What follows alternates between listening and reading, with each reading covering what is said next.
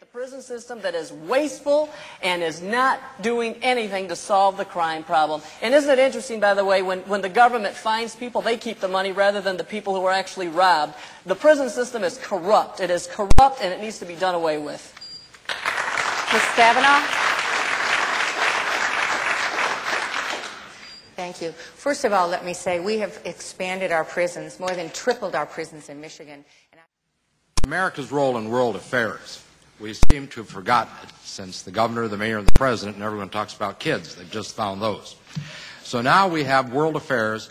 What should the role of America be, and what is the role? We're in Bosnia-Herzegovina. We don't know what's happened to our troops in Haiti. The number of countries that we're involved in is numerous, but people don't seem to care, and they don't know where or what. What should America's role be right now, and how do you look at where we should be going in foreign affairs? I believe that our role is to ourselves, to the United States, to protect the sovereignty of the United States, and where our military is being misused and our armed forces are being placed in harm's way for the disputes of other nations, some of them ancient disputes. This is wrong. We need to bring our troops back home.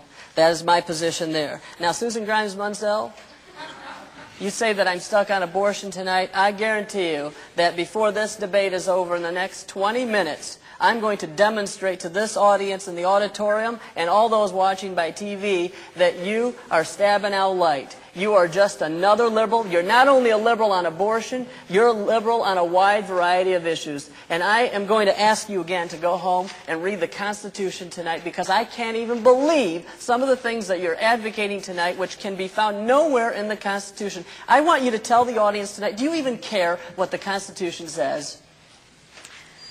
Ms. Stabenow. Thank you.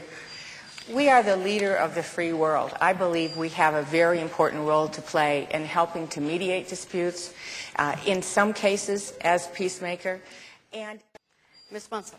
Thank you. I believe the federal government has a very serious, possibly the most important obligation of the federal government, and that is the 50 states who chose to be the United States of America. Now we'll go to Christina Rogers again for the next question, and we will begin with Ms. Stabenow. Do you think colleges should have an affirmative action policy with regard to their admissions? I support affirmative action. I think it's an important tool. Quotas are not legal, and I do not support quotas in this country, but affirmative action is a way to create a level playing field. Ms. Munsell. Thank you. I support laws against discrimination. When I want an opportunity to walk through the door, I want the door open. Mr. Mangopoulos? Well, I am, of course, against affirmative action programs. They are crimes that are committed by government. They always lead to quotas. And if, for instance, if we were to have an affirmative action program here tonight, then Susan Munsell would be the winner of tonight's debate. So I don't believe in affirmative action programs. Susan Grimes Munsell, didn't you say earlier this evening that you wanted to keep Social Security safe, that you wanted to reform it? You call yourself an accountant? As an investment, Social Security pays about 2%. T-bills pay about 3%, and if you invest your money in the stock market, even during the Depression years, it earned 7%. So you take an average couple around 38 years old with one child, and you put their money in Social Security, they're going to have $142,000 when they retire. If you put it in T-bills, they'd have $385,000, and if you invested it privately in stocks and blue chip stocks, split, it'd be $727,000. Mr. Mangopoulos. You're not an accountant. Thank you. Randy Watkins will ask the next question, and the first response will come from Ms. Munsell. One of the things I'd like to ask my new government students is something I'm going to place to you right now, and I think with some of the responses we're getting, this should be quite interesting. What five things do you think government does right?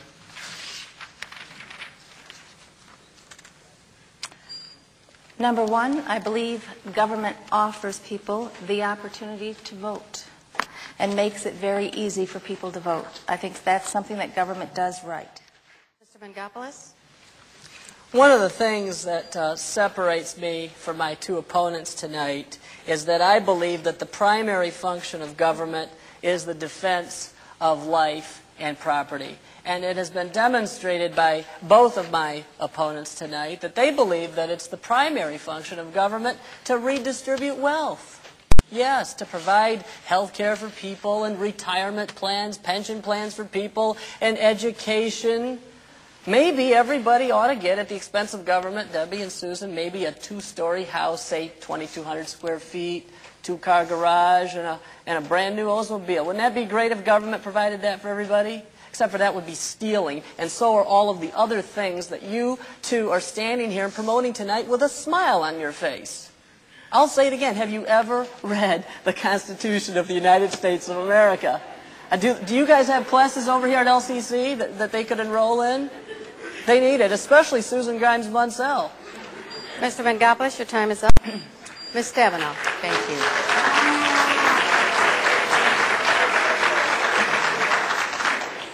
I believe that there's a role for government, for all of us together in government. Government is not separate from us. It is us. It's a question of how we... Thank you. We have one question we can ask from the audience. I will ask you the first question, and I'll throw in the next one in case you have time. You have a minute left to respond. The question is, what is your position on gun ownership in the U.S.? And somebody also wants to know your stand on environmental concerns if you have time within your minute. And we will start with Mr. Mangopoulos. Your position on gun ownership.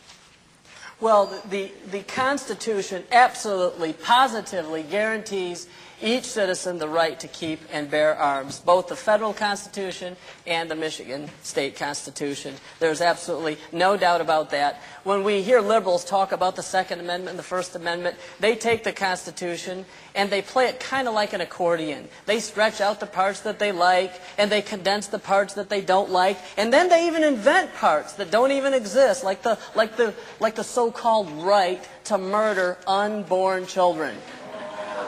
You know, isn't it funny how all of the great justices for nearly 200 years, they never knew we had that right until 1973. They just didn't know. We were living in America all those years, 2 centuries. We didn't even know we could kill babies legally. Right, Susan Grimes Munsell?